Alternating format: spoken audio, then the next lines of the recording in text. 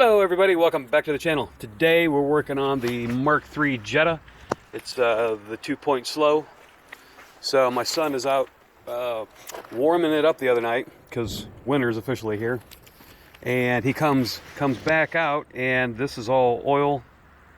So he shut it off right away and tried to figure out where I was coming from. So we looked around and we saw this hose.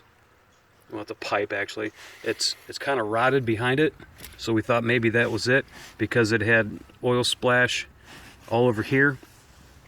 So then I had him turn it on, you know, and getting ready to tell him to turn it off real quick as soon as we found out. So we still got some oil left in there. So go ahead and start it. Let's see where it's coming from. Stop. Oh, buddy, you can see that. It's coming out in a hurry. All I can say is thank God it didn't happen while he was going down the road. This motor would have been garbage. All right, so it does look like it's the O-ring for the oil cooler, which is that guy right there. And there's a part number. I'll put a link down in the description for you. So yeah, a little $7 gasket O-ring could fry this whole motor and lock it up and seize it. $7 going bad could wipe out this whole motor. Unreal. So I need to keep on top of stuff, folks. So this comes off. So what we got to do is we got to get down below and take it off and get down to it from underneath. So it's about 35 degrees out today, and these hoses are cold and they don't move very well. So what I'm going to do is I'm going to jack up the front after I chock the back wheels, and I'm going to put a heater under there for a couple minutes and warm these hoses up so the stuff will be a lot more manageable. So let's get to it. All right, so keep an eye on things. You don't want to melt your plastic here. And if you got a fuel leak, you want to keep an eye on that too. So we got it with the jack and a jack stand. So we're going to let this warm up for a couple minutes. All right, heat's way back here, so we'll scoot it back out a little. All right, so yeah, you can definitely, not so much there, but right up here where we need it. Okay, let me scoot that over. It's a lot here, I need it over here.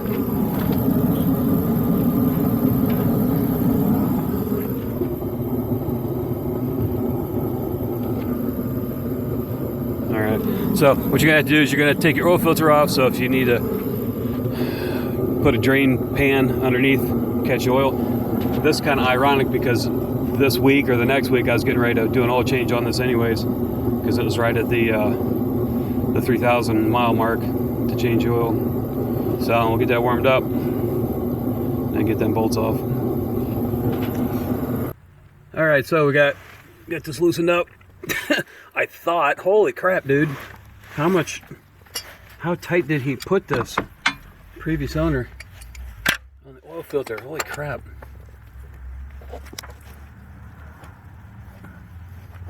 That should hand tight plus a little extra. They should be. Good grief. There we go. Get your oil pan ready, because they'll usually come out the back side like that. Go ahead and take it all the way off as it fills your hand full of oil. Well, or just let it drip. Well, it's about done now. A lot of threads on this guy, holy crap. There we go. All right, so that ain't draining much. While I'm down here, I'll also put the drain the oil pan, which bolt is right there, and that guy right there. Then we'll drain the oil, let that drain for a little bit. All right, so right there is your oil cooler. You have to take that nut off the middle, which is 27 millimeter, and then that whole square oil cooler slides off of there, off of that pipe fitting, and then we can get at the gasket O-ring, and we'll clean it up while we're there too. That way, if there's any new oil leaks, we can notice them right away. If we leave it filthy, grimy, greasy, oily, it'll be hard to tell.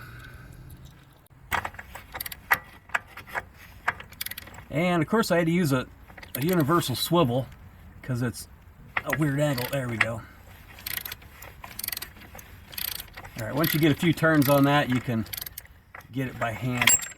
So I have to do a little finagling to get up in there.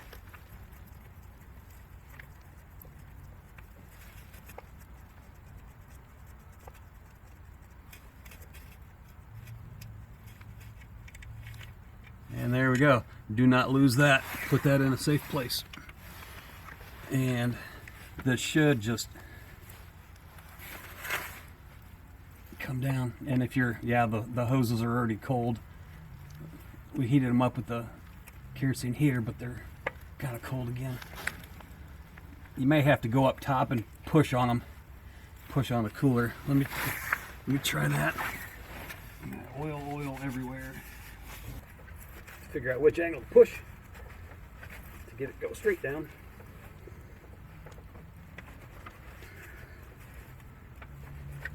All right, well, let me fiddle with that for a little bit. All right, so it's almost all the way off of the pipe nipple, and of course these hoses are so short, and there's no way that I'm getting in there. It's going to take a half an hour just to get the hose clamps off of there, and another hour and a half to get them back on, because I know what that's all about. These things are so short. Major pain in the butt. Yeah, all these other videos on YouTube, yeah, 20 minutes and I was done. Yeah, bull crap.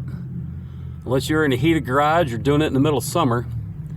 So I got to put this heater back on here and warm this crap up. God, every time I work on this German car, man, I'm about ready to get rid of it. Back tires on force. All right, so we finally got this thing off. Now, it's going to be a major pain in the neck. There you can see the top of it. We pulled the O-ring, the old one, off. Now I got to clean that off, probably from on top as well as on the bottom. We had to have my helper push with like a 2-foot socket extension while I'm pulling on my end, and we had to move it this way. All these hoses are hooked to this thing in one shape or another. What a bunch of garbage. And it makes it so that it only pivots this way. You can't slide it straight off unless you unhook all them hoses, and that's another hour and a half debacle getting them on and off. And I ain't doing that here in the driveway. You know, it's almost December. So we got this off. We're gonna clean it from up above, clean it down below, brake parts cleaner and a couple rags, and then put the new O-ring on there and hope to God we can get it rotated this way and then straight up. So yeah, this is fun. All right, so we got the O-ring on there. If I can get the light, there's so much crap in the way. Come on, Volkswagen. All right, you see that, and then the little tabs go on any of those pins, little orifices that stick up. So what one guy said was you might be able to use the O-ring off of an old, well, if I did, I'd get a new. Of course, then you're paying as much for a new oil filter as you are the O-ring itself. Take that O-ring, that rubber gasket off, and put it on there, up on the top, just under the housing right there. So in a pinch you could probably do that. I'm not going to go that route. I'm going to put the O-ring in there and do it how it's supposed to. So you can see what a hard angle that is to get that on there, because these hoses are so short.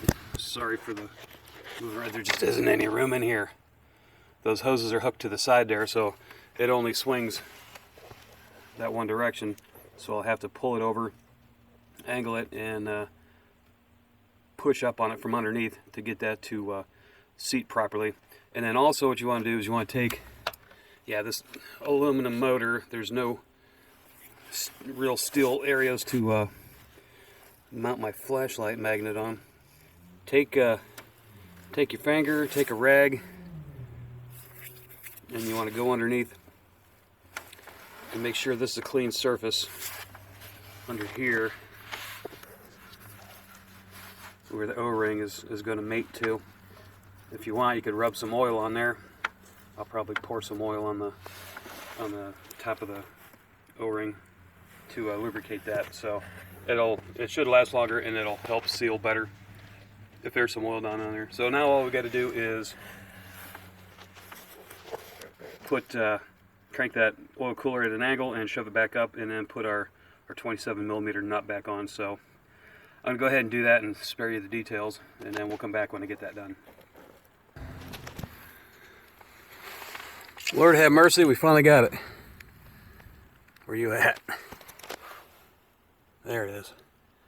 So we finally got it, and I put grease on top of it instead of oil to help it seal a little better.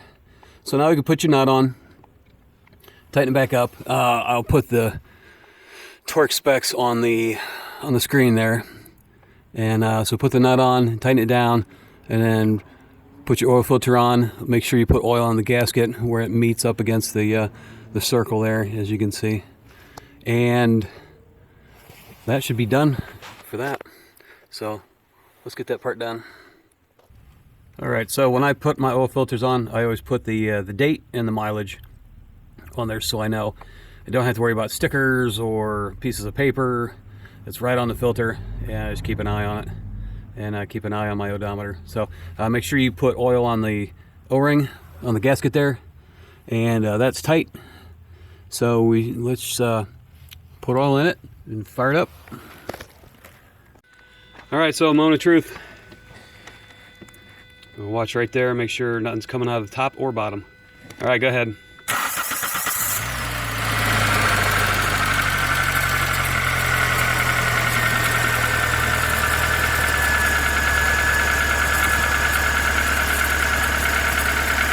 Looks okay there. Hurry up and get under here. Hope it didn't bump anything. It shouldn't have. I don't know, working on stuff in the winter makes you a little more leery. It seems like things can, since it's cold and a pain in the neck to be out here, things want to go wrong more often. But that's just superstition. If you did the job right, everything should work properly. All right, so I got a little drip on the oil filter. I think that's from putting it on. I put oil in it. I filled it almost all the way up and then put it on. And it helps oil get into the engine quicker. So I'll go ahead and wipe that.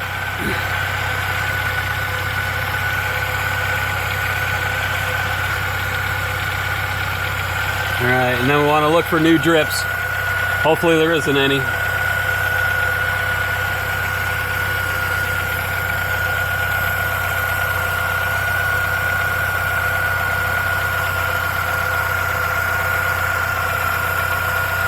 Alright, hoses look okay. So I didn't want to mess with them, because once you get them off, they're a pain in the butt to get them back on. Alright, let's look up top again.